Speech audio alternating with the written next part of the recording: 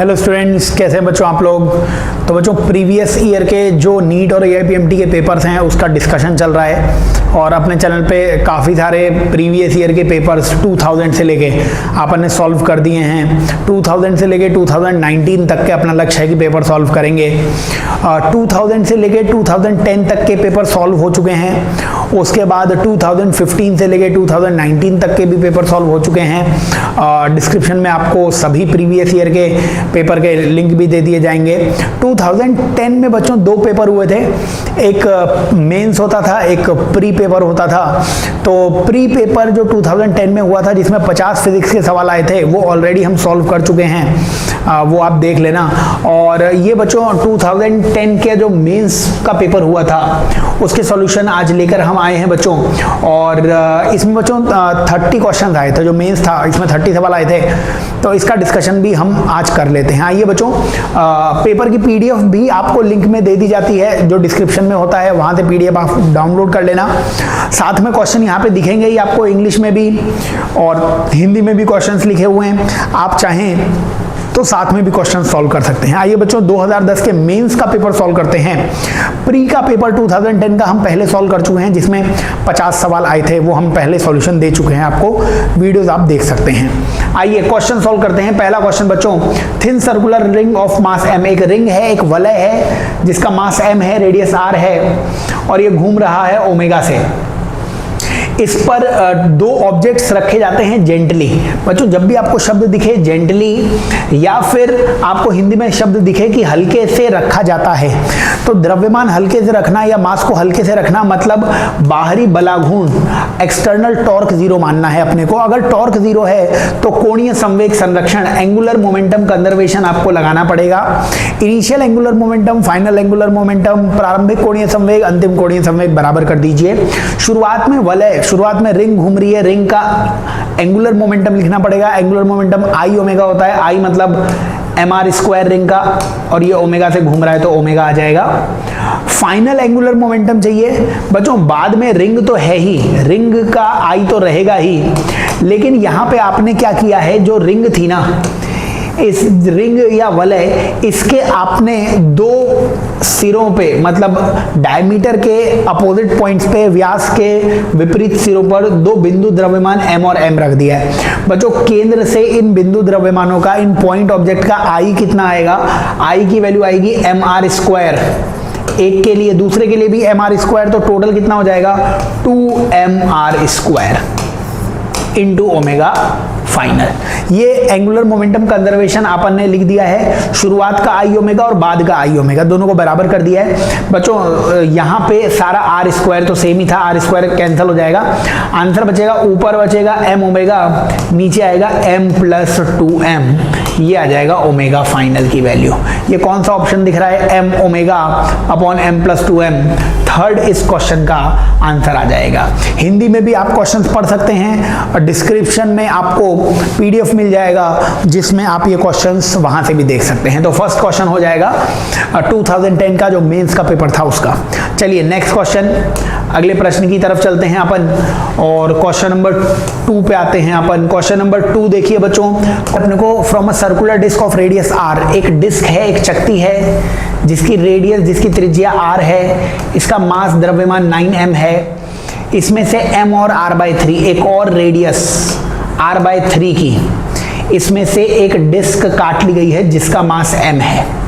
तो बच्चों बची हुई डिस्क का मोमेंट ऑफ इनर्शिया पूछा हुआ है, तो मोमेंट ऑफ इनर्शिया जड़त्वाघूर्ण आ जाएगा। बड़ी वाली जो भी चक्ति है, बड़ी वाली जो भी डिस्क है उसका moment of inertia minus small वाले का मोमेंट ऑफ इनर्शिया। बच्चों बड़े का मोमेंट ऑफ इनर्शिया कितना आ जाएगा, डिस्क का मोमेंट ऑफ इनर्शिया जड़त्वाघूर्ण mr स्क्वायर बाय 2 होता है, तो mr स्क्वायर बाय 2, क्योंकि जो बड़ी डिस्क है उसका मास 9m है। अब छोटी जो डिस्क है उसका भी मोमेंट ऑफ इनर्शिया, क्योंकि यहाँ पे एक्सिस यही है, सेंटर से गुजरने वाली परपेंडिकुलर एक्सिस, तो इस एक्सिस, इस अक्ष के सापेक्ष चक्ति का जड़त्वाघूर्ण mr स्क्वायर बाय 2 ही होगा, माइनस करना पड़ेगा mr स्क्वायर बाय 2, छोटी वाली चक्ति का m ही है, r/3 का स्क्वायर करोगे तो वो r स्क्वायर बाय 9 आ जाएगा, और 2 तो नीचे था ही mr स्क्वायर बाय 2। बच्चों बस इसे सॉल्व कर लो आप। इसमें अगर सॉल्व करोगे तो mr स्क्वायर बाय 2 कॉमन ले लेता हूं मैं, M R square by 2 M R square by 2, तो उधर कितना आ जाएगा 9 माइनस 1/9। 9 माइनस 1/9 कितना होगा, एलसीएम लोगे तो 81 माइनस 1 कितना हो गया 80/9, तो 80/9 और एम आर स्क्वायर बाय 2 था यहाँ पे। बच्चों 2 से कैंसिल करोगे ऊपर 40 आ गया, यानी 40/9 एम आर स्क्वायर, फोर्थ इस क्वेश्चन का आंसर आ जाएगा। ठीक है, आसान से सवाल है, फॉर्मूला बेस्ड क्वेश्चन है, 2010 का मेंस का पेपर चल रहा है। नेक्स्ट क्वेश्चन की तरफ, अगले प्रश्न की तरफ बढ़ते हैं बच्चा जी। और नेक्स्ट क्वेश्चन जो है question number 3, question number 3 classes में कराते हैं हम particle of mass m starting from rest. बच्चों u की वैल्यू 0 है, मास m है with uniform acceleration, acceleration constant है, कांस्टेंट एक्सेलरेशन है तो गति के समीकरण इक्वेशन ऑफ मोशन लगाइए, v equals to u plus at। Question ने बोला है t टाइम पे वेलोसिटी v हो गई, तो मैंने v equals to u plus at लगाया, a की वैल्यू मेरे को v बाई t मिल गई। पावर डिलीवर्ड, तो अब इसकी शक्ति या पावर अपने को निकालनी है, तो बच्चों पावर का फॉर्मूला, शक्ति का फॉर्मूला हो जाएगा F इंटू वी के बराबर, F इंटू वी के बराबर। तो बताइए फोर्स को M इंटू ए लिख सकते थे और V को आप V लिख सकते थे। ठीक है, तो यहाँ पे M, तो M आ जाएगा, A की वैल्यू आ जाएगी V बाई टी और V की जगह V आ जाएगा, आंसर आ जाएगा M V square by T, M V square by T, M V square by T, ये आंसर आ जाएगा। मैं यहाँ पे डिटेल में बता देता हूँ चीज़ें जो बोल रहा हूँ। ये मैंने एफ डॉट वी लगाया है फॉर्मूला, एफ डॉट वी है ना, एफ डॉट वी फॉर्मूला मतलब मैंने इंस्टेंटेनियस पावर निकाली है, मैंने ताक्षणिक शक्ति निकाली है बच्चों, है ना। ये ताक्षणिक शक्ति का आंसर फोर्थ आ जाएगा, है ना। अब मैं यहाँ पे एवरेज पावर अगर निकालता, औसत शक्ति निकालता, बच्चों औसत शक्ति का फॉर्मूला होता है कार्य बटा समय, है ना। कार्य तो सुना है गतिज ऊर्जा के बराबर होता है, वर्क डन तो चेंज इन काइनेटिक एनर्जी के बराबर होता है। तो चेंज इन काइनेटिक एनर्जी मतलब फाइनल काइनेटिक एनर्जी और इनिशियल काइनेटिक एनर्जी कुछ थी नहीं, अपॉन टी आ जाता, है ना। तो यहाँ से आंसर कितना आ जाता आपके पास, m by 2t, m by 2t into V square, ये आंसर आ जाता। m बाई 2t और v स्क्वायर मतलब थर्ड आंसर भी आ जाता। तो बच्चों यहाँ पे ये कौन सी शक्ति है, ये एवरेज पावर है, ये औसत शक्ति है, ये ताक्षणिक शक्ति है, ये इंस्टेंटेनियस पावर है। कुछ बोला नहीं हुआ है तो हम एवरेज मानेंगे। The power delivered to the particle is, है ना, मतलब पूरी गति के दौरान पूरे समय में कितनी पावर दी गई, औसत शक्ति कितनी दी गई, औसत शक्ति का आंसर थर्ड इसका आंसर अपन मान सकते हैं।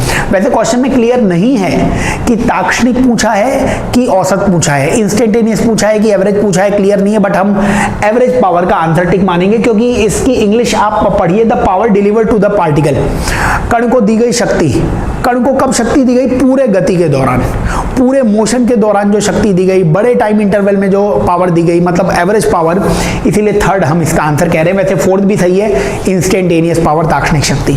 आओ नेक्स्ट क्वेश्चन, अगले प्रश्न की तरफ चलते हैं हम, क्वेश्चन नंबर 4 की तरफ चलते हैं। बताइए क्वेश्चन नंबर 4 में बोला गया है कि solid cylinder, hollow cylinder both are same mass, same external diameter, mass same है, रेडियस सेम है, हाइट सेम है, at the same time both rolls without slipping. बच्चों रोल्स विदाउट स्लिपिंग मतलब प्योर रोलिंग हो रही है, बिना फिसले हुए लोटनी गति हो रही है, मतलब शुद्ध लोटनी गति हो रही है। Which will reach the bottom first, time पूछा गया है बच्चों नीचे आने का टाइम। तो थीटा अगर नत्तल पे या इंक्लाइन प्लेन पे ऑब्जेक्ट्स नीचे आते हैं तो उसके टाइम का फॉर्मूला होता है 1/sin थीटा और √2h/g और 1+k²/r²। ये बच्चों फॉर्मूला होता है। साइन थीटा सबका सेम है, 2hg सबका सेम है, 1+k²/r²। बच्चों जो सॉलिड सिलेंडर होता है, सॉलिड सिलेंडर का k²/r², सॉलिड सिलेंडर का k²/r² होता है 2/5, सॉलिड सिलेंडर का या ठोस बेलन का, और k²/r² वो 2/3 होता है हॉलो सिलेंडर का या खोखले बेलन का। 2/5 का मतलब 0.4 और 2/3 का मतलब 0.6, 2/3 का मतलब 0.6। जिसका k²/r² ज्यादा होगा, जिसका k²/r² ज्यादा होगा उसको टाइम ज्यादा लगेगा। हमसे पूछा गया कौन पहले नीचे आता है। जो पहले नीचे आएगा उसका टाइम कम होना चाहिए, जिसका टाइम कम होगा उसका k square by R square भी कम होगा। k square by R square कम किसका है? सॉलिड सिलेंडर का। ठोस बेलन का, ठोस बेलन पहले नीचे आएगा, सॉलिड सिलेंडर पहले नीचे आएगा, इसको टाइम कम लगेगा, यही इस क्वेश्चन का आंसर आ जाएगा। ठीक है, चलिए नेक्स्ट क्वेश्चन, अगले प्रश्न की तरफ चलते हैं अपन। क्वेश्चन नंबर 5 आ जाएगा बच्चों। क्वेश्चन नंबर 5 स्टैंडर्ड क्वेश्चन है कि the dependency of acceleration due to gravity distance R from the centre of earth. अच्छा, अर्थ दे रखी है आपको, धरती माता दे रखी है, इनकी रेडियस आर मान लीजिए और जी की वैल्यूज बता दीजिए। ये बताइए जी के फॉर्मूले होते थे, जी इनसाइड कितना होता था? G M R by R cube. G surface पे कितना होता था? जी सरफेस पे होता था G M by R square. और जी बाहर के पॉइंट पे कितना होता था? G M by small R square.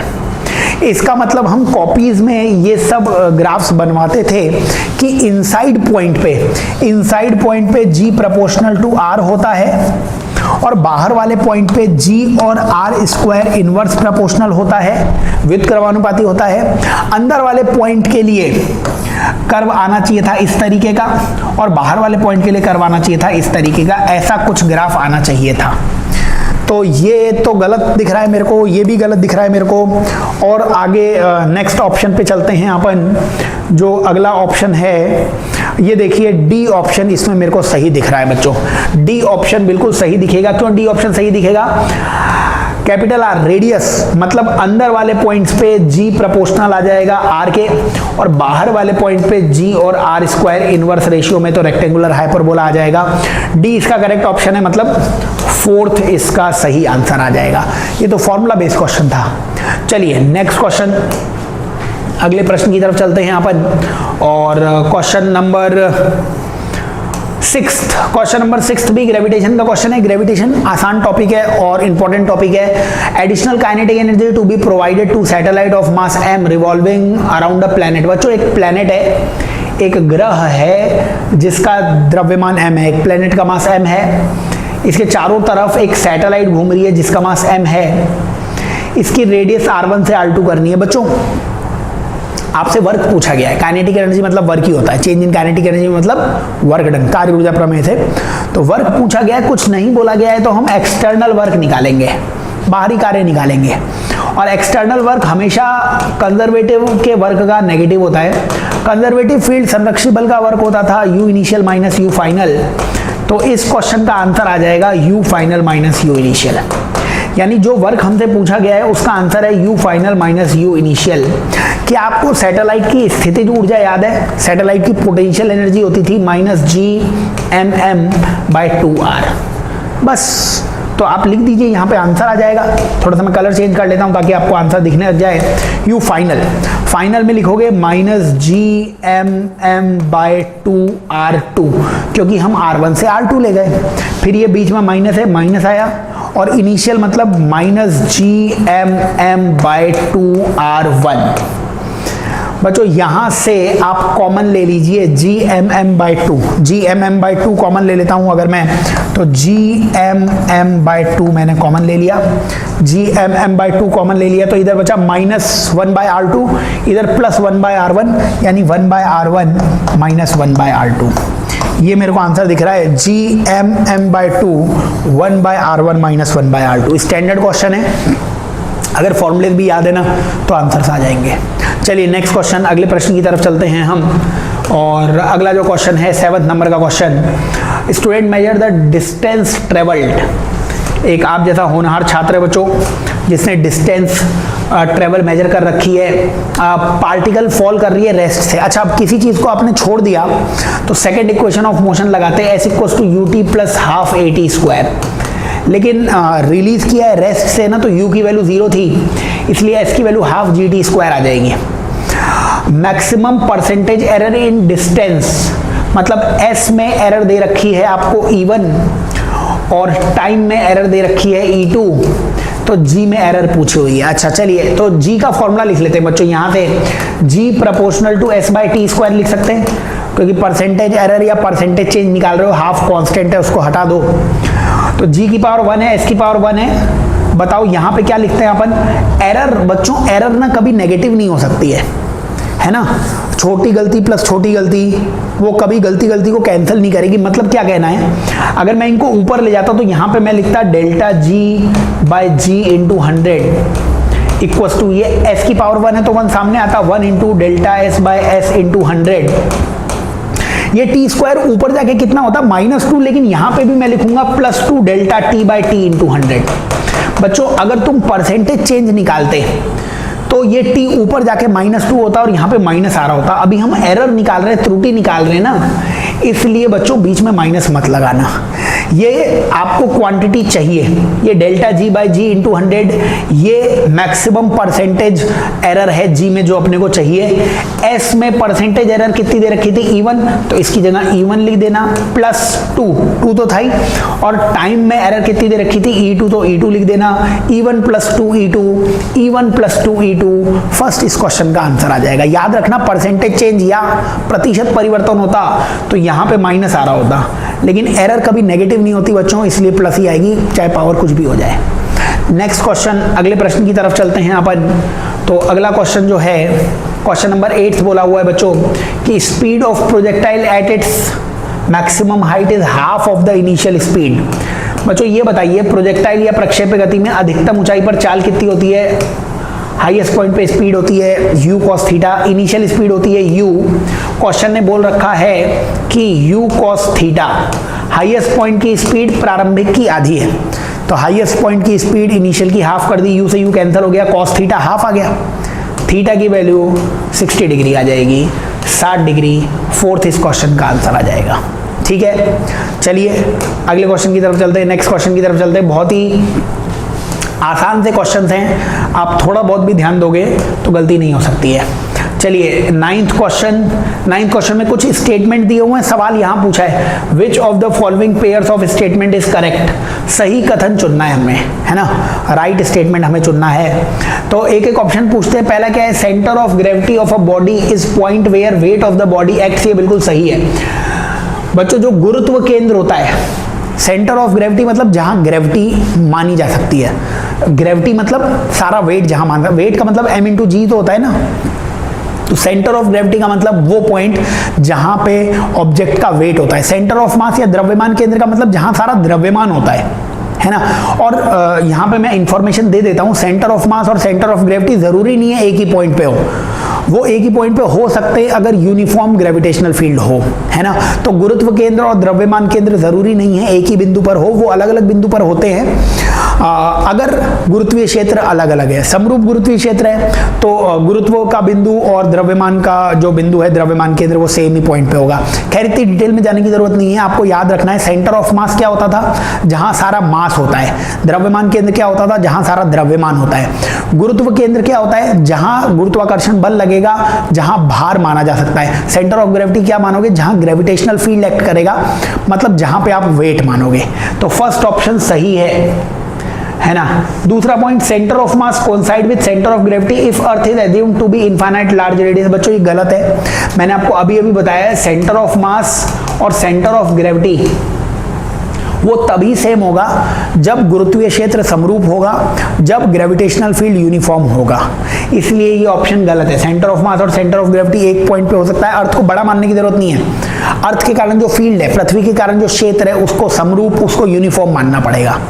इसलिए सेकंड ऑप्शन गलत है। थर्ड ऑप्शन में क्या बोल रखा है? To evaluate gravitational field intensity due to any body at an external point the entire mass of the body is considered at center of gravity। बच्चों मास को गुरुत्व केंद्र पे नहीं रखेंगे, समझिए ये वापस से गलत हो गया।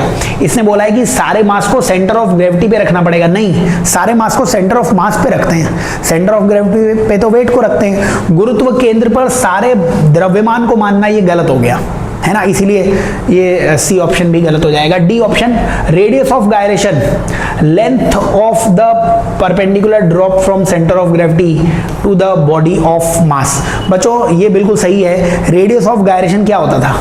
रेडियस ऑफ गायरेशन में सारे वेट को एक ही पॉइंट पे मान लो आप, और जो भी परपेंडिकुलर लाइन ड्रॉ करोगे, ये जो डिस्टेंस आएगी यही सेंटर ऑफ ग्रेविटी होती थी, तो इसमें डी ऑप्शन भी बिल्कुल सही आएगा। मतलब ए और डी ऑप्शन सही आ रहा है, फोर्थ ऑप्शन ये आ जाएगा। रेडियस ऑफ गायरेशन ऐसे ही तो निकालते थे, कैसे निकालते थे? सारे मास को एक पॉइंट पे मान लेते थे। जैसे कि मैं आपसे बोलता डिस्क का रेडियस ऑफ गायरेशन क्या होता है, चकती का रेडियस ऑफ गायरेशन क्या होता है, तो चकती या डिस्क का मास m मानते, तो किसी एक्सिस से डिस्क के सारे मास को एक पॉइंट पे मान लेते और यही डिस्टेंस को रेडियस ऑफ गायरेशन बोल देते ये रहा m² और इसको जो चकती या डिस्क का मोमेंट ऑफ इनर्शिया होता है mr²/2, इसको बराबर कर देते। तो m से m कैंसिल हो गया, यहाँ से k की वैल्यू r/√2 आ जाती है। ये कैसे आई? सारे मास को तुम एक पॉइंट पे मानने वाले हो और वहां से एक परपेंडिकुलर ड्रॉ करना है, वहां से एक लंब गिराना है अक्ष पे, एक्सिस पे, तो यही डिस्टेंस क्या हो जाएगी? रेडियस ऑफ गायरेशन हो जाएगी। तो ए और डी ऑप्शन सही है। नेक्स्ट क्वेश्चन की तरफ चलते हैं अपन। क्वेश्चन नंबर 10 बच्चों। क्वेश्चन नंबर 10 में बोला हुआ है इलेक्ट्रिक फील्ड दे रखा है इलेक्ट्रोमैग्नेटिक वेव का, विद्युत चुंबकीय तरंगे हैं। इलेक्ट्रोमैग्नेटिक वेव मतलब इसकी वेलोसिटी, इसकी चाल तुम सी के बराबर मान सकते हो। अपने को क्या बताना है? Which of the statement is correct, कौन सा स्टेटमेंट करेक्ट है, सही है, वो बताना है। क्या क्या चीज आसानी से बता सकते हो? E = 10, ये 10 तो इसका एम्पलीट्यूड आ जाएगा, आयाम आ जाएगा, एम्पलीट्यूड की वैल्यू 10, तो C तो करेक्ट है ही, ये तो डायरेक्टली देख के पता लग गया। cos ओमेगा, ओमेगा की वैल्यू बच्चों 10⁻7 आ रही है, कंपेयर करोगे omega T plus kx, k की वैल्यू दी नहीं हुई है। और ऑप्शन देख लेते हैं। D, the wave is travelling in plus x direction, ये तो गलत हो गया बच्चों। ओमेगा के आगे भी प्लस है, k के आगे भी प्लस है। जब ओमेगा और k के साइन सेम होते हैं ना तो -x में जाती है, जब साइन अपोजिट होते हैं तो प्लस में जाती है। तो ये वेव -x में जा रही होगी, इसलिए डी ऑप्शन भी गलत है। वेवलेंथ चाहिए, लैम्डा चाहिए आपको। वेवलेंथ कैसे निकालोगे बच्चों? Velocity equals to frequency into lambda होता था, है ना। Velocity equals to frequency into lambda का मतलब चाल बराबर आवर्ती गुना लैम्डा होता था। आवर्ती को तुम 1/t लिख सकते थे और t को तुम क्या लिख सकते थे? 2π और ऊपर ओमेगा आ जाएगा और लैम्डा। यहाँ से लैम्डा की वैल्यू कितनी आ जाती? 2πc/ओमेगा। 2π की वैल्यू 3.14, c की वैल्यू 3 × 10⁸ और ओमेगा की जगह 10⁻7।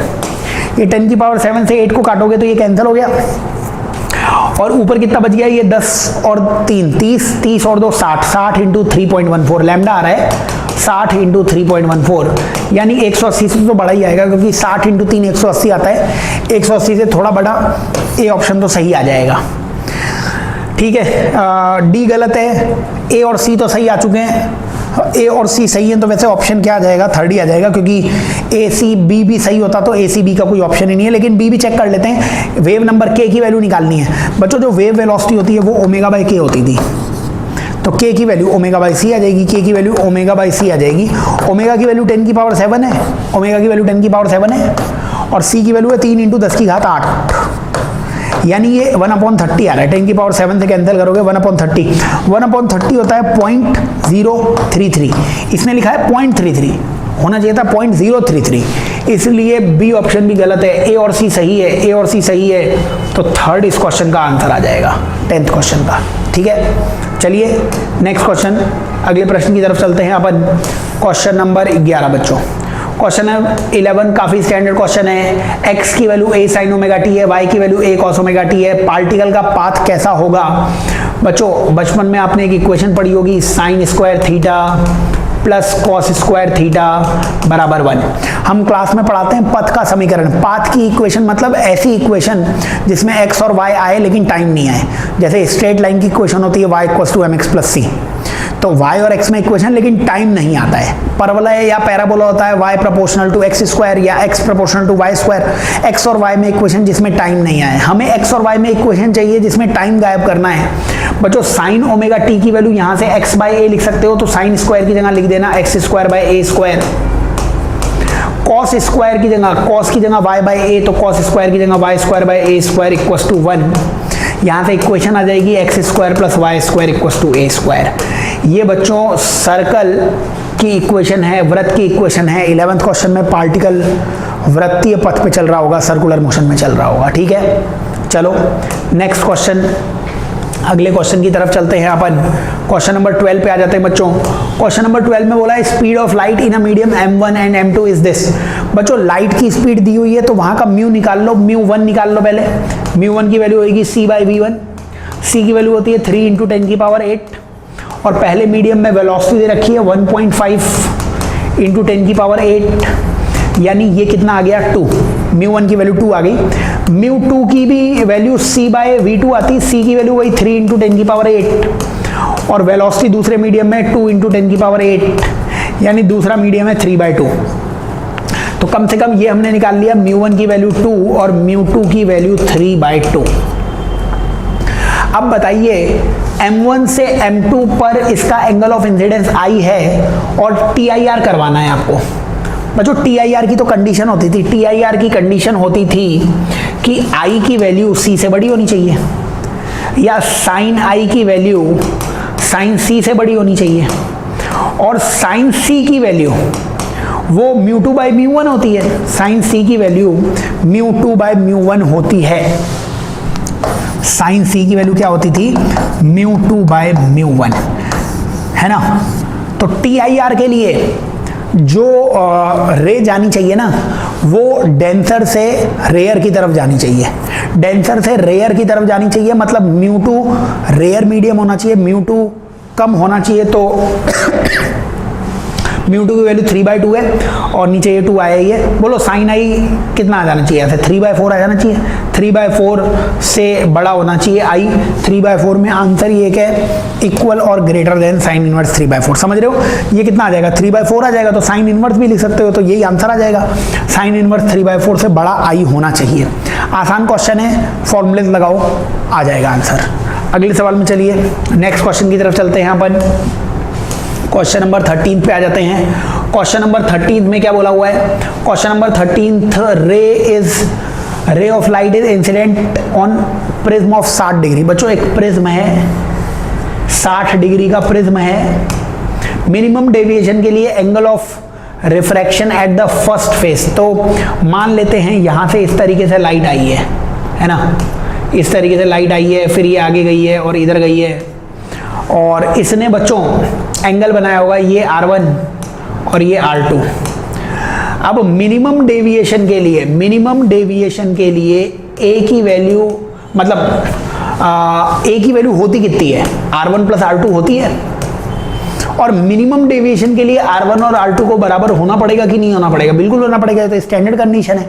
तो A को तुम 2R के बराबर मान लो, इसको भी R मान लो, इसको भी R मान लो, A की वैल्यू 2R आ गई, तो R को A/2 होना पड़ेगा, R को A/2 होना पड़ेगा, A की वैल्यू 60 थी, 30 डिग्री इसका आंसर आ जाएगा। बहुत आसान सा क्वेश्चन है, A की वैल्यू R1 प्लस R2 याद होती है सबको, मिनिमम डेविएशन के लिए R1 और R2 को सेम होना पड़ेगा, इसलिए R की वैल्यू 30 डिग्री आ जाएगी। ये इस क्वेश्चन का आंसर है। अगले प्रश्न में चलते हैं, नेक्स्ट क्वेश्चन में चलते हैं हम। क्वेश्चन नंबर 14, मोनोक्रोमैटिक गैस का प्रेशर P1 है, वॉल्यूम V1 है, कंप्रेस कर रहे हैं एडियाबैटिकली, तो 1/8 ऑफ ओरिजिनल वॉल्यूम। बच्चों बताइए एडियाबैटिक प्रोसेस की इक्वेशन होती थी PV की power gamma equals to constant. इसमें 1 to 1 2 खेल लो, आप ऐसे लिख दो P1 V1 की power gamma equals to P2 V2 की पावर गामा। पहला प्रेशर P है, पहला वॉल्यूम आप V मान लो और उसकी पावर गामा, गामा कितना होगा, गामा की वैल्यू होती है बच्चों CP/CV, और मोनोएटॉमिक गैस के लिए CV होता है 3, तो CP होगा 5, है ना। CV की वैल्यू 3R/2 होती है, मोनोएटॉमिक की डिग्री ऑफ फ्रीडम 3 थी, उसमें 2 जोड़ दोगे तो 5 आ जाएगा, तो PV की पावर 5/3। बाद में प्रेशर कितना है वही आपको निकालना है, बाद में वॉल्यूम कितना हो गया V/8 की पावर 5/3। बच्चों ये V की पावर 5/3 V की पावर 5/3 कैंसिल हो गया, तो P2 की वैल्यू आ गई 8 की पावर 5/3 इंटू P। ये 8 की पावर 5/3 इधर चला जाएगा, 8 की पावर 5/3 2 की पावर 3 और उसकी पावर 5/3, ऐसे लिख सकते हैं इसे, है ना। 8 को 2 की पावर 3 लिख दिया, ये 3 से 3 कैंसिल हो गया, तो 2 की पावर 5, 2 की पावर 5 बच्चों 32 होता है, तो 32P फाइनल प्रेशर आ जाएगा 32P के बराबर। थर्ड इस क्वेश्चन का आंसर आ जाएगा 14th का। ठीक है, चलो अगले क्वेश्चन, नेक्स्ट क्वेश्चन की तरफ चलते हैं अपन। अगला क्वेश्चन, क्वेश्चन नंबर 15 है। क्वेश्चन नंबर 15 में आपसे बोल रखा है कि CP और CV denotes specific heat per unit mass. बच्चों एक मोलर स्पेसिफिक हीट होती थी, है ना, और मोल्स, और एक ग्राम स्पेसिफिक हीट होती थी मास के लिए। दो फॉर्मूले बताते थे हम, CP - CV = R और CP - CV = R/mW। ये फॉर्मूला कब लगाते थे? जब Cp और Cv क्या हैं? मोलर स्पेसिफिक हीट हैं। और ये फॉर्मूला कब लगाते थे? जब Cp Cv gram specific heat है। इसमें ग्राम ही दिया हुआ है, मास मतलब ग्राम स्पेसिफिक हीट दिया हुआ है, तो answer Cp minus Cv R by MW second इस क्वेश्चन का आंसर आ जाएगा, Cp माइनस Cv का। ये Cp माइनस Cv R कैसे आता है? ये तो हम डेरिवेशन से बताते थे, Cp minus Cv R derivation से आता था, फर्स्ट लॉ जो थर्मोडायनेमिक्स का था उसकी डेरिवेशन से आता था। और यहीं पे आप Cp की जगह m इंटू Cp लिख सकते हो। जो मोलर स्पेसिफिक हीट होती है वो m times gram specific heat होती है। यहाँ पे भी m times gram specific heat लिखते हैं, m कॉमन लेके m नीचे आ जाता, तो डेरिवेशन भी हो जाता, सेकंड इस क्वेश्चन का आंसर आ जाता। ठीक है बच्चों, तो 2010 के मेंस का पेपर सॉल्व कर रहे हैं अपन। इसमें 30 ही सवाल आते थे, प्री के पेपर में 50 सवाल थे जो हम ऑलरेडी सॉल्व कर चुके हैं। तो ये जो मेंस का पेपर है इसमें 30 ही सवाल आते थे, बढ़िया सवाल है, इसको आप फटाफट देख लीजिए। आगे चलते हैं नेक्स्ट क्वेश्चन की तरफ। क्वेश्चन नंबर 16 बच्चों, क्वेश्चन नंबर 16 में बोला है प्रतिचुंबकीय परमाणु। बच्चों प्रतिचुंबकीय अनुचुंबकीय में कंफ्यूज मत हो जाना, काफी लोग हो जाते हैं। तो यहाँ पे आपको मैग्नेटिक मोमेंट पूछा हुआ है डायमैग्नेटिक एटम का। बच्चों डायमैग्नेटिक या प्रतिचुंबकीय जो परमाणु होते हैं इनमें जो मैग्नेटिक मोमेंट होता है ना वो जीरो होता है, ये हम लिखवाते हैं। और जीरो कैसे होता है बच्चों? दो मैग्नेटिक मोमेंट्स आते हैं, एक इलेक्ट्रॉन घूम रहा है तो उसके कारण भी मैग्नेटिक मोमेंट आएगा और एटम्स का भी मैग्नेटिक मोमेंट आएगा। ये डायमैग्नेटिक ऐसे सब्सटेंसेस होते हैं जिसमें इलेक्ट्रॉन का मैग्नेटिक मोमेंट और एटम्स का मैग्नेटिक मोमेंट एक दूसरे को कैंसिल कर देता है ना, इसलिए इसका मैग्नेटिक मोमेंट कितना हो जाता है? जीरो हो जाता है। तो वैसे हम मैग्नेटिज्म में पढ़ाते हैं, बाकी एक्सप्लेनेशन मैंने कर ही दिया है। नेक्स्ट क्वेश्चन की तरफ चलते हैं बच्चों। क्वेश्चन नंबर 17 पे आ जाते हैं अपन। क्वेश्चन नंबर 17 में बोला हुआ है a circular loop consist of two identical semi circular parts each of radius r, one is lying in XY plane, other is XZ plane. बच्चों एक ये x y और z जो मानते हैं वही मान लेते हैं, चलो ये x मान लिया, ये y मान लिया, ये बाहर की तरफ z आ गया। अब रिजल्टेंट मैग्नेटिक फील्ड, आपको एक पॉइंट समझ में आना चाहिए, बस फिगर विगर बनाने की भी जरूरत नहीं है। अगर ये वलय, ये रिंग मान लो, इसका मैग्नेटिक फील्ड किधर आता है, इसका चुंबकीय क्षेत्र किधर आता है? बच्चों करंट इधर आप मानोगे आप, तो आप उंगलियों को ऐसे घुमा लो, उंगलियों को ऐसे घुमाओगे तो मैग्नेटिक फील्ड या चुंबकीय क्षेत्र किधर आएगा? बाहर की तरफ। और अगर तुम करंट अंदर की तरफ मानते तो मैग्नेटिक फील्ड या चुंबकीय क्षेत्र अंदर की तरफ आ जाता।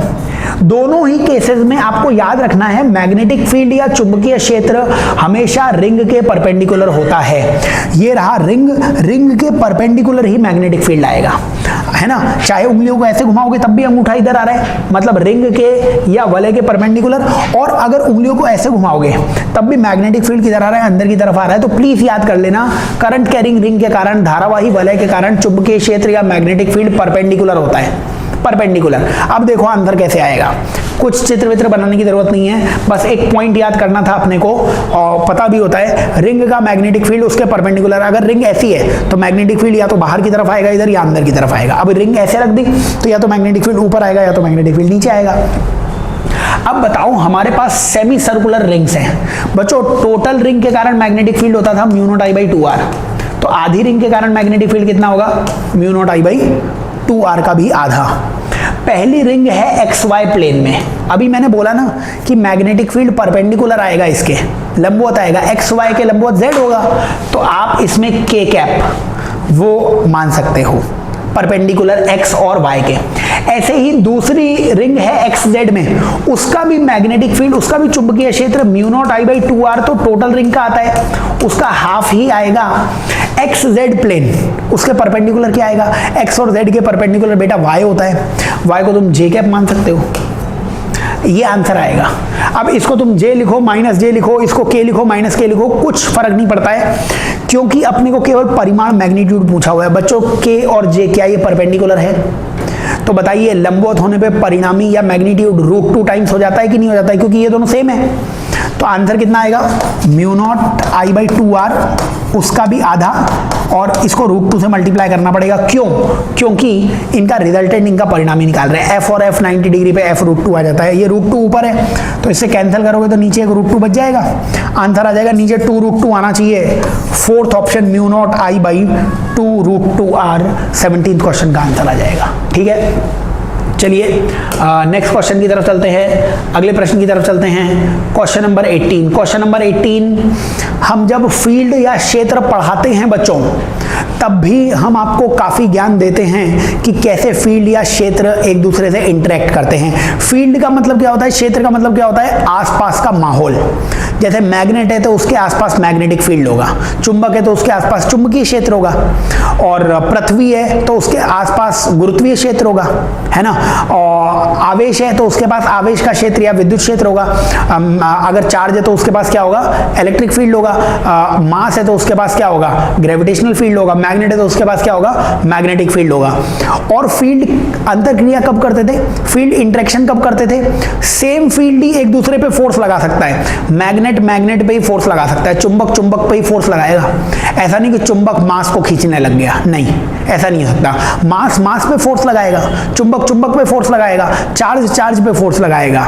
अगर ये कंसेप्ट क्लियर है तो आंसर आ जाएगा। क्वेश्चन ने बोला है दो तो मैग्नेट रखी हुई हैं, यहाँ पे ये दो मैग्नेट रखी हुई हैं और यहाँ पे एक चार्ज रखा हुआ है, P पॉइंट पे एक चार्ज रखा हुआ है और ये चार्ज रेस्ट में है। बच्चों ये एक मैग्नेट है और ये भी एक मैग्नेट है, लेकिन चार्ज रेस्ट पे रखा गया है तो ये मैग्नेट नहीं है। हमसे चार्ज पे फोर्स पूछा हुआ है, चार्ज पे फोर्स 0 आएगा। क्यों? क्योंकि भाई मैग्नेट पे फोर्स लगा सकती है, चुंबक पे फोर्स लगाती। रुका हुआ चार्ज चुंबक नहीं है। अगर ये चार्ज चलने लग जाता तो ये मैग्नेटिक फील्ड क्रिएट करता, और अगर ये मैग्नेटिक फील्ड क्रिएट करता तब यहाँ पे कुछ फोर्स निकालते हैं अपन। तो समझिए फोर्स कब आएगा, जब सेम फील्ड्स हो। फोर्स कब आएगा, जब समान क्षेत्र हो। इसका भी मैग्नेटिक फील्ड, लेकिन इसके पास केवल इलेक्ट्रिक फील्ड था, तो इलेक्ट्रिक फील्ड मैग्नेटिक फील्ड के बीच में कोई फोर्स नहीं हो सकता। इसका मैग्नेटिक फील्ड और रुके हुए चार्ज के पास केवल इलेक्ट्रिक फील्ड, तो मैग्नेटिक फील्ड इलेक्ट्रिक फील्ड के बीच में कोई फोर्स नहीं हो सकता। फोर्स होता मैग्नेटिक फील्ड के बीच में या इलेक्ट्रिक फील्ड के बीच में।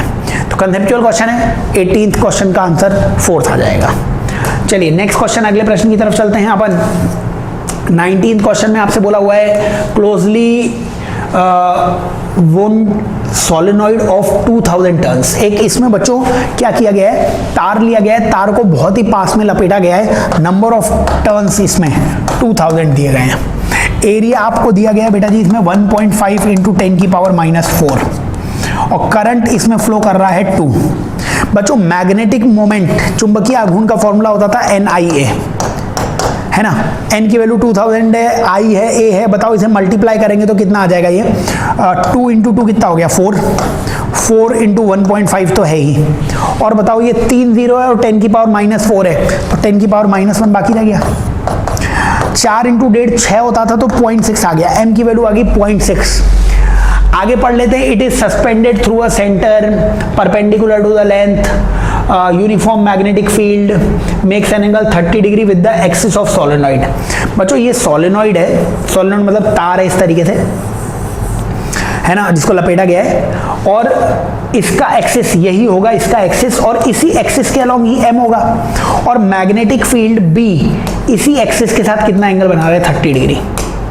तो m और b के बीच में एंगल दिया हुआ है, तो तुमसे टॉर्क पूछा हुआ है, बलाघूर्ण पूछा हुआ है। बच्चों बलाघूर्ण का फॉर्मूला होता है mb sin थीटा।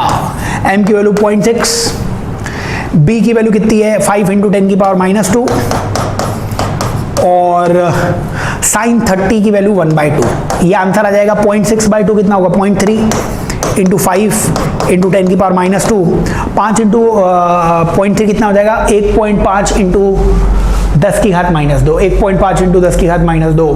सेकेंड इस क्वेश्चन का आंसर आ जाएगा। ठीक है, फॉर्मूला बेस्ड क्वेश्चन है, आना चाहिए आपको। अगले सवाल की तरफ चलते हैं, नेक्स्ट क्वेश्चन की तरफ चलते हैं। क्वेश्चन नंबर 20 बच्चों, क्वेश्चन नंबर 20 में क्या बोला हुआ है, क्वेश्चन नंबर 20 में आपको बोला हुआ है कैपेसिटर पहले V1 तक चार्ज किया गया, फिर इससे एक इंडक्टर को जोड़ दिया गया, प्रेरक को जोड़ दिया गया। करंट बताना है जब उसमें पोटेंशियल डिफरेंस कैपेसिटर में V2 हो जाए। बच्चों जब भी कैपेसिटर को आप जोड़ते हो इंडक्टर से, तो ये LC सर्किट है, LC सर्किट में एनर्जी लॉस नहीं होती है। लॉस इन एनर्जी, ऊर्जा में हानि केवल प्रतिरोध या रेजिस्टर कराता है, रेजिस्टेंस तो है नहीं। बताइए एनर्जी में लॉस नहीं होगा तो किसी एक में एनर्जी कम हुई होगी। मान लीजिए कैपेसिटर की एनर्जी 100 थी शुरुआत में, तो हमेशा एनर्जी 100 ही रहेगी। अगर कुछ देर बाद कैपेसिटर की एनर्जी 100 से 80 हो गई तो 20 एनर्जी कहाँ चली गई होगी? इंडक्टर के पास चली गई होगी। एनर्जी लॉस नहीं होता है, आंसर आ जाएगा। बताइए, पहले कैपेसिटर की एनर्जी थी हाफ सी V1 स्क्वायर, बाद में कैपेसिटर की एनर्जी हो गई हाफ सी V2 स्क्वायर, तो इतनी एनर्जी की कमी हो गई। कहाँ गई ये एनर्जी? बच्चों ये एनर्जी इंडक्टर के पास आ गई, प्रेरक के पास आ गई, हाफ LI स्क्वायर। निकाल लो यहाँ से करंट की वैल्यू, हाफ से हाफ कैंसिल हो गया, C कॉमन ले लेना, C V1 square minus V2 square equals to LI square. तो I की वैल्यू यहाँ से मेरे को दिख रही है C/L V1 square minus V2 square उसका root, C/L V1 square minus V2 square उसका रूट। थर्ड इस क्वेश्चन का आंसर आ जाएगा 20 का। ठीक है बच्चों, याद रखना मतलब LC ऑसिलेशंस, LC दोलन पढ़ाते हैं हम, तो ये SHM जैसी होती हैं, सरल आवर्ती गति जैसी होती है। ऊर्जा हमेशा नियत रहती है। अगर कैपेसिटर या संधारित्र में ऊर्जा कम हुई है, एनर्जी कम हुई है, तो वही एनर्जी इंडक्टर के पास गई होगी, वहां से करंट निकाल लो। चलो नेक्स्ट क्वेश्चन, अगले प्रश्न की तरफ चलते हैं अपन। क्वेश्चन नंबर 21 आ जाएगा बच्चों। क्वेश्चन नंबर 21 में बोला हुआ है 2 parallel metal plates, 2 metal plates हैं, एक पे चार्ज Q है, एक पे माइनस Q है, मतलब कैपेसिटर हो गया है तो संधारित्र हो गया। अब इस प्लेट को क्या करते हैं? इस प्लेट को केरोसिन में डाल देते हैं तो इलेक्ट्रिक फील्ड। अब ये बताइए, यहाँ पे electric field sigma by epsilon not होगा। एक प्लेट का होता है सिग्मा बाय 2 एप्सिलॉन नॉट, तो 2 प्लेट का होगा सिग्मा बाय एप्सिलॉन नॉट। लेकिन जब केरोसिन में डाल दोगे तो एप्सिलॉन नॉट की जगह K एप्सिलॉन नॉट आने लगेगा। बच्चों K की वैल्यू 1 से बड़ी होती है। अब K की वैल्यू 1 से बड़ी होती है तो ये ओवरऑल वैल्यू कम हो जाएगी, और क्या है, कम हो जाएगी, मतलब डिक्रीज आंसर आ जाएगा। वैक्यूम में या निर्वात में answer sigma by epsilon not होता, माध्यम में, मीडियम में एप्सिलॉन नॉट को तुम एप्सिलॉन R से मल्टीप्लाई करते थे, और यही एप्सिलॉन R को तुम K लिख रहे हो, इसकी वैल्यू 1 से बड़ी होती है तो ओवरऑल आंसर छोटा आ जाएगा, कम आ जाएगा, डिक्रीज कर जाएगा 21 में आंसर। ठीक है, चलिए 21 के आगे नेक्स्ट क्वेश्चन की तरफ चलते हैं हम। 22 क्वेश्चन बच्चों, 22 क्वेश्चन में बोला हुआ है electric field at a distance 3r/2 from a centre of charge conducting sphere. एक कंडक्टिंग स्फीयर है, रेडियस r है, 3r/2 पर इलेक्ट्रिक फील्ड E है। r/2 पर इलेक्ट्रिक फील्ड कितना होगा? बच्चों r/2 पर इलेक्ट्रिक फील्ड तो 0 आएगा। बच्चों कंडक्टर के अंदर इलेक्ट्रिक फील्ड नहीं होता है, इनसाइड इलेक्ट्रिक फील्ड 0 होता है। क्यों? क्योंकि कंडक्टर पे चार्ज केवल सरफेस पे रहेगा, जब अंदर कोई चार्ज ही नहीं है तो अंदर इलेक्ट्रिक फील्ड भी नहीं आएगा, 0 इसका आंसर आ जाएगा। समझ रहे हो? और 0 क्यों आता है आंसर? क्योंकि बच्चों फ्लक्स 0 हो जाएगा ना, फ्लक्स की वैल्यू आएगी Q in by epsilon not, तो Q in ही 0 है अंदर, तो फ्लक्स 0 तो इलेक्ट्रिक फील्ड भी 0 हो जाएगा E.dA से। इसीलिए याद कर लेना कंडक्टर के अंदर इलेक्ट्रिक फील्ड 0 होता है, वही इसका आंसर है। चलिए नेक्स्ट क्वेश्चन की तरफ चलते हैं। Question number 23। क्वेश्चन नंबर 23 वैसे बच्चों अब ये कोर्स में है नहीं, थर्मोकपल है ना, और इसमें पूछा हुआ है न्यूट्रल टेम्परेचर चाहिए। बच्चों न्यूट्रल टेम्परेचर वो टेम्परेचर होता था जिस पे थर्मोकपल का EMF मैक्सिमम होता है। वैसे अब ये कोर्स से हट चुका है, बट फिर भी अगर आपको कोई थर्मोकपल दिया हुआ है जिसमें आपसे न्यूट्रल टेम्परेचर पूछा हुआ है, तो न्यूट्रल टेम्परेचर वो टेम्परेचर होता है जिसमें थर्मोकपल का EMF मैक्सिमम होता है। बताइए, कम से कम अधिकतम न्यूनतम का सवाल मान के कर लीजिए इसे।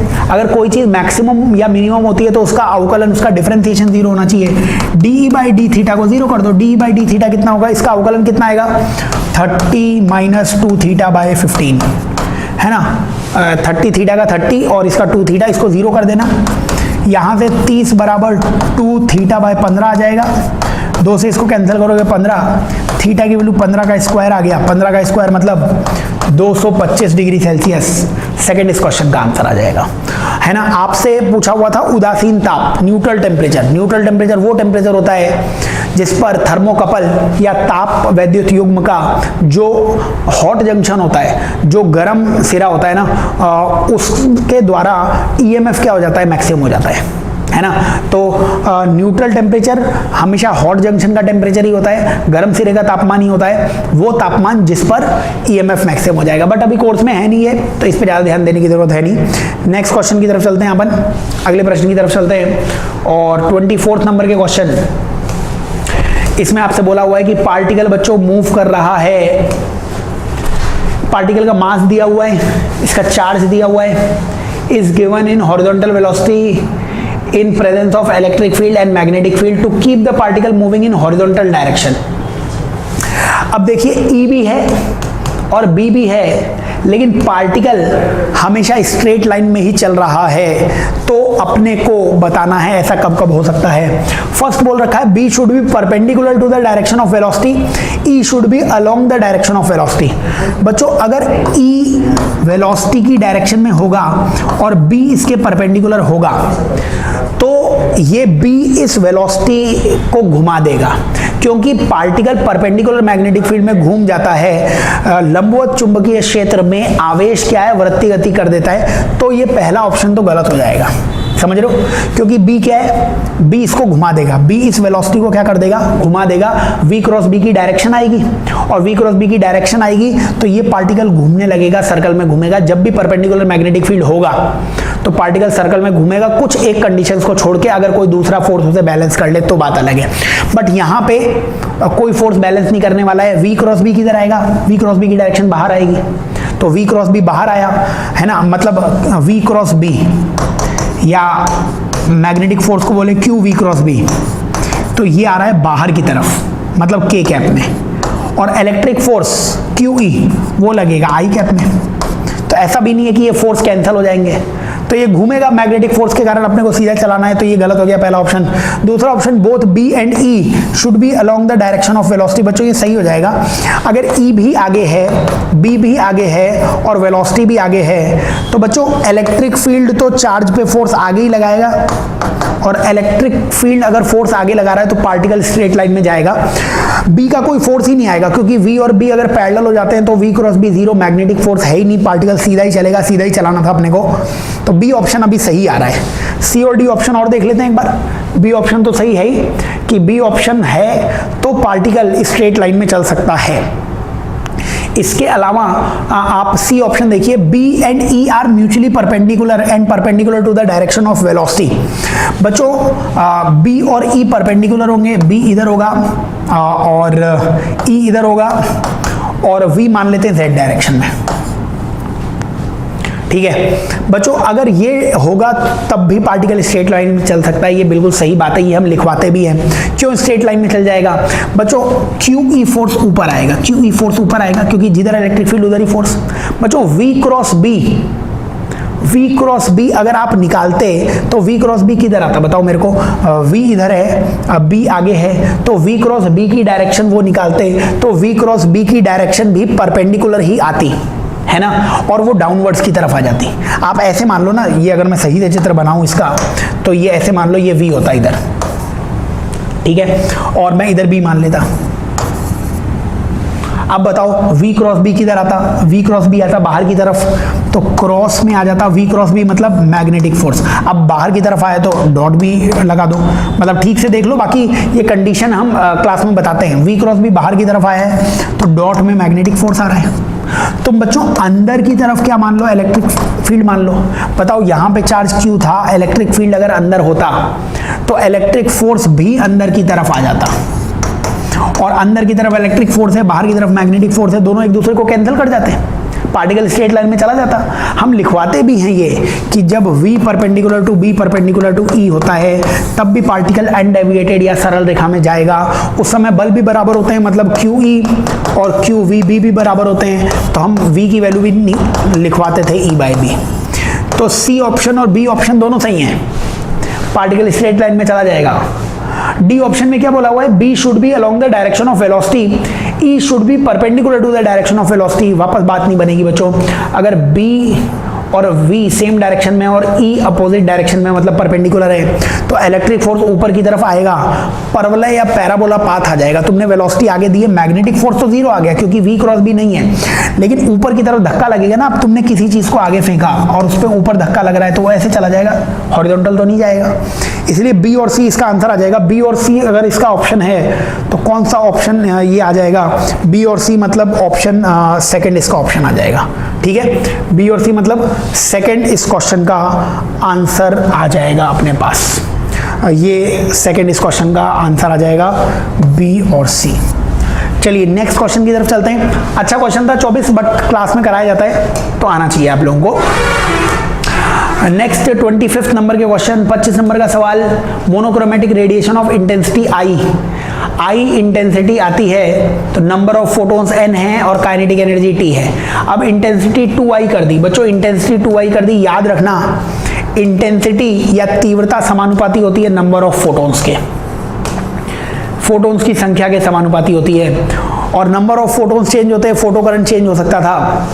तो अगर तुमने इंटेंसिटी 2i कर दी है तो नंबर ऑफ फोटॉन्स तो 2n हो जाएंगे बच्चों। मैक्सिमम काइनेटिक एनर्जी अधिकतम गतिज ऊर्जा t रहेगी। अधिकतम गतिज ऊर्जा आवर्ती या फ्रीक्वेंसी पे डिपेंड करती है, फ्रीक्वेंसी आपने चेंज नहीं की है। 2n और t फर्स्ट इस क्वेश्चन का आ जाएगा। केवल इंटेंसिटी बदलोगे तो नंबर ऑफ फोटॉन्स ही बदलेंगे। मैक्सिमम काइनेटिक एनर्जी अधिकतम गतिज ऊर्जा आवर्ती या फ्रीक्वेंसी पे डिपेंड करती थी, उसके बारे में कुछ चेंज किया नहीं गया है, इसलिए आंसर फर्स्ट आ जाएगा। चलिए नेक्स्ट क्वेश्चन, अगले प्रश्न की तरफ चलते हैं अपन। क्वेश्चन नंबर 26 आ जाएगा बच्चों। 26 एटॉमिक स्ट्रक्चर का क्वेश्चन है, केमिस्ट्री में जरूर आप लोगों ने पढ़ा होगा। इलेक्ट्रॉन n = 3 से 1 पे आ रहा है, n = 3 से 1 पे आ रहा है तो वर्क फंक्शन 5.1 है, स्टॉपिंग पोटेंशियल। तो फोटो इलेक्ट्रिक इवेंट में E = K+5 लगा दो बच्चों। E की वैल्यू कितनी आएगी? अब E की वैल्यू निकालने के लिए n = 1 पे एनर्जी कितनी होती है? 13.6 होती है बच्चों, -13.6। n = 2 पे एनर्जी कितनी होती थी? -3.4। और n = 3 पे एनर्जी कितनी होती थी? -1.51।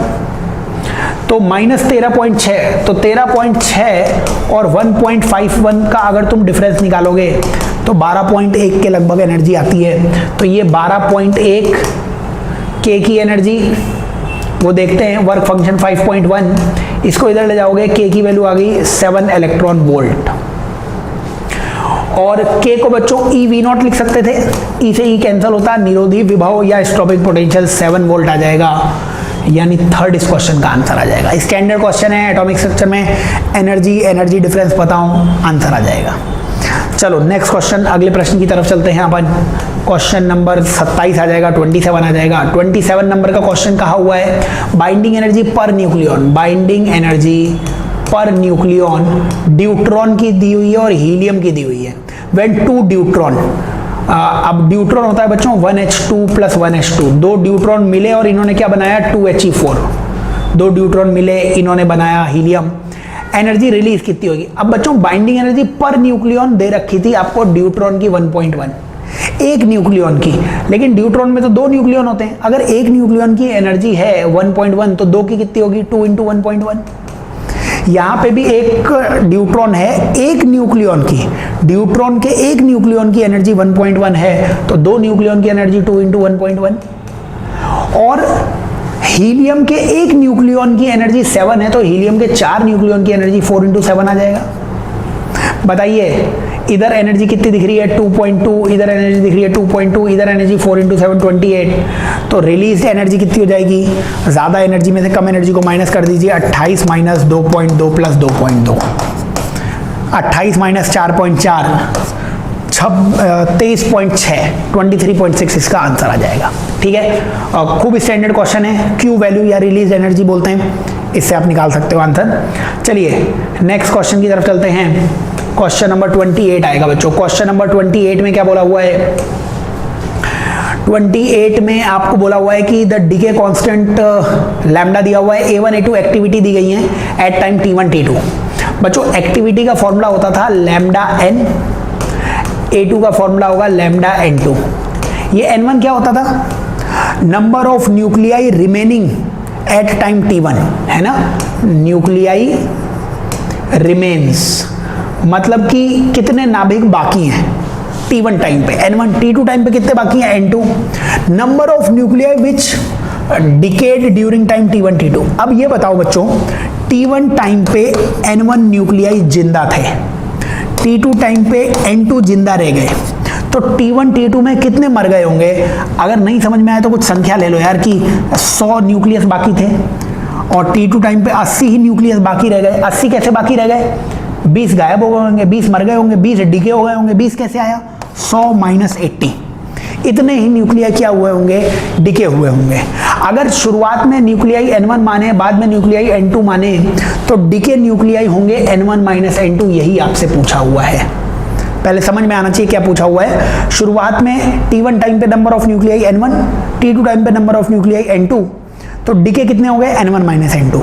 बताइए A1 की वैल्यू है लैम्डा n1, A2 की वैल्यू है लैम्डा n2, माइनस कीजिए A1 minus A2 equals to lambda n1 minus n2। तो यहाँ से n1 माइनस n2 की वैल्यू कितनी आ जाएगी, n1 माइनस n2 की वैल्यू आ जाएगी A1 minus A2 by lambda, A1 minus A2 by lambda. Second इस क्वेश्चन का क्या आ जाएगा बच्चों, आंसर आ जाएगा, इतने न्यूक्लियड के हो जाएंगे। चलिए क्वेश्चन नंबर 28 हो जाएगा। क्वेश्चन नंबर 29 में चलते हैं अपन। क्वेश्चन नंबर 29 आ जाएगा। ट्रांजिस्टर एक्शन करवाना है अपने को, तो इसमें कोई ट्रांजिस्टर बना लीजिए आप, जैसे कि हम बना लेते हैं NPN ट्रांजिस्टर। ये एमीटर मान लेते हैं, इसको बेस मान लेते हैं, इसको कलेक्टर मान लेते हैं। कुछ पॉइंट्स होते थे बच्चों, कलेक्टर का एरिया मैक्सिमम होता था, कलेक्टर का क्षेत्रफल अधिकतम होता है, क्योंकि कलेक्टर को कलेक्ट करना होता है मेजॉरिटी चार्ज कैरियर्स को। एमीटर की डोपिंग मैक्सिमम होनी चाहिए, एमीटर की डोपिंग मैक्सिमम होनी चाहिए, क्योंकि ज़्यादा से ज़्यादा इसको चार्ज कैरियर्स को क्या करना है, एमिट करना है, तो डोपिंग इसकी मैक्सिमम होनी चाहिए। जो बेस होता है बच्चों, ये थिन होता है, बहुत ही, एक तो पतला होता है और सबसे कम डोपिंग होती है इसकी, है ना। तो ये अपने को कुछ बातें पता होनी चाहिए। उसके बाद ये वर्क कैसे करेगा, वर्क करवाने के लिए करना क्या पड़ेगा आपको कि यहाँ से N टाइप है तो नेगेटिव चार्ज आगे जाना चाहिए। तो नेगेटिव चार्ज आगे कब जाएगा, जब ये N और P को तुम फॉरवर्ड बायसिंग कर दोगे, मतलब ये इस तरीके से अगर कनेक्ट करोगे ना, तो एमीटर एमिट करना चालू कर देगा, N इस N को धक्का देगा, तो एमीटर और बेस फॉरवर्ड बायस हो जाना चाहिए। इसको कलेक्ट करना है। अब यहाँ पे जो इलेक्ट्रॉन आए इसे कलेक्ट करना पड़ेगा, तो यहाँ पे तुम क्या जोड़ दो, हाई पोटेंशियल जोड़ दो। हाई पोटेंशियल जोड़ने से क्या होगा, जो यहाँ इलेक्ट्रॉन आएंगे ये हाई पोटेंशियल उसको आसानी से कलेक्ट कर पाएगा, मतलब बेस और कलेक्टर रिवर्स बायसिंग होना चाहिए। ये कुछ जनरल सी थ्योरी है ट्रांजिस्टर एक्शन की। अब आप एक एक पॉइंट पढ़ लीजिए। पहला बोला गया है बेस, एमीटर, कलेक्टर सब सेम साइज के होते हैं। गलत बच्चों, साइज कलेक्टर का सबसे ज्यादा होता है। दूसरा, base reason must be very thin and lightly doped, बिल्कुल सही है, बेस सबसे पतला होता है, लाइटली डोप्ड होता है। तीसरा, emitter base junction is forward bias, हाँ एमीटर बेस फॉरवर्ड बायस होता है, तभी एमीटर में से एमिट करेंगी चीजें। और base collector junction reverse bias होता है, तभी वो एब्जॉर्ब कर लेगा जो भी एमीटर एमिट कर रहा है। तो सी ऑप्शन भी सही है। D option, emitter base junction as well as base collector junction forward bias, बच्चों दोनों फॉरवर्ड बायस नहीं होते हैं। वर्किंग कराने के लिए एमीटर और बेस को फॉरवर्ड बायस और बेस और कलेक्टर को रिवर्स बायस होना चाहिए। 29 क्वेश्चन का आंसर आ जाएगा बी और सी ऑप्शन सही है, सेकंड ऑप्शन। चलिए बच्चों, 2010 के जो मेंस का पेपर था AIPMT का, उसका आखिरी सवाल क्वेश्चन नंबर 30, ये अपन और कर देते हैं। तो बच्चों ये जो 30th क्वेश्चन है, इलेक्ट्रॉनिक्स का क्वेश्चन है, इसमें अपन ABY दिया हुआ है, अपने को गेट बताने। आओ देखते हैं इसमें। तो इसमें सबसे पहले ट्रुथ टेबल बना लेते हैं A, B और Y की। बताओ, A जब 1 दिया हुआ है, ये 1 लिखा हुआ है A1, तो B की वैल्यू भी 1 है, B की वैल्यू भी 1 है। Y की वैल्यू बच्चों ये दे रखी है और ये 1 लिखा हुआ है, तो इसे 1 मान लेते हैं जो लिखा हुआ है, ठीक है। फिर बाद में इसके आगे थोड़ा दूसरे पेन से बना लेता हूँ बच्चों, आपको समझ में आ जाएगा। जब A की वैल्यू 0 है, A की वैल्यू 0 है, तब B की वैल्यू भी 0 है, B की वैल्यू भी 0 है, और तब Y की वैल्यू भी कितनी दी गई है, 0, Y की वैल्यू भी 0 दी गई है। इसके आगे अगर अपन चलें तो इसके आगे A की वैल्यू 0, A की वैल्यू 0, तब B की वैल्यू 1, B की वैल्यू 1 और Y की वैल्यू 0, Y की वैल्यू 0, ठीक है। और लास्ट अगर अपन ट्रुथ टेबल बनाएं तो लास्ट में वैल्यू दे रखी है A की वैल्यू 1, A की वैल्यू 1, और इसी के नीचे B की वैल्यू कितनी आ रही है, B की वैल्यू 0, B की वैल्यू 0, तब Y की वैल्यू कितनी आ रही है, 0। ये बच्चों कुछ ट्रुथ टेबल आई है, अपने को इसका आंसर बताना है। बताइए आंसर अगर हम इसका लेते हुए चलें तो आप 1 और 1 में 1 मिल रहा है, तो 1.1 कितना होता है, वो 1 ही होता है। तो या तो इसका आंसर A.B हो सकता था, A.B मतलब एंड गेट, लेकिन सारे ऑप्शंस चेक कर लेते हैं। 1.1 तो 1 होता है, 0.0 0 होता है, 0.1 भी कितना होता है, 0, 1.0 भी कितना होता है, 0, मतलब A.B पे ये बिल्कुल काम कर रहा है। और अगर A.B पे ये बिल्कुल काम करेगा तो ये कौन सा गेट हो जाएगा, एंड गेट हो जाएगा। लेकिन ये जो दिया हुआ है इस हिसाब से तो एंड गेट आंसर आ गया। लेकिन बच्चों इन्होंने क्या किया, ये 0 और 1 ना उल्टा लिखा हुआ है। अगर ये मिस प्रिंटिंग माने अपन, तो जहां जहां पे 0 था वहां पे 1 आ जाएगा। मतलब सही में होना क्या चाहिए था, यहां 0 होना चाहिए था, यहां 1 और यहां 1। और उल्टा करने के लिए आपको ना नॉट गेट और लगाना पड़ेगा। एंड के ऊपर नॉट लगा दोगे ना तो बच्चों ये नैंड गेट हो जाएगा, और अगर ये नैंड हो गया तो ऑप्शन 3 आ जाएगा। तो अगर ये जो दिया हुआ है इस हिसाब से आंसर देखेंगे तो भैया एंड गेट है, और अगर वास्तविकता में ये ऊपर इसको तुम 1 मानो, इसको 0 मानो, करेक्ट कर लो तो आंसर नैंड आएगा। और मेरे ख्याल से नैंड आंसर दिया होगा, ये मिसप्रिंटिंग होगी इसलिए नैंड इसका आंसर है। बाकी जो दिया हुआ है उस हिसाब से आंसर एंड है।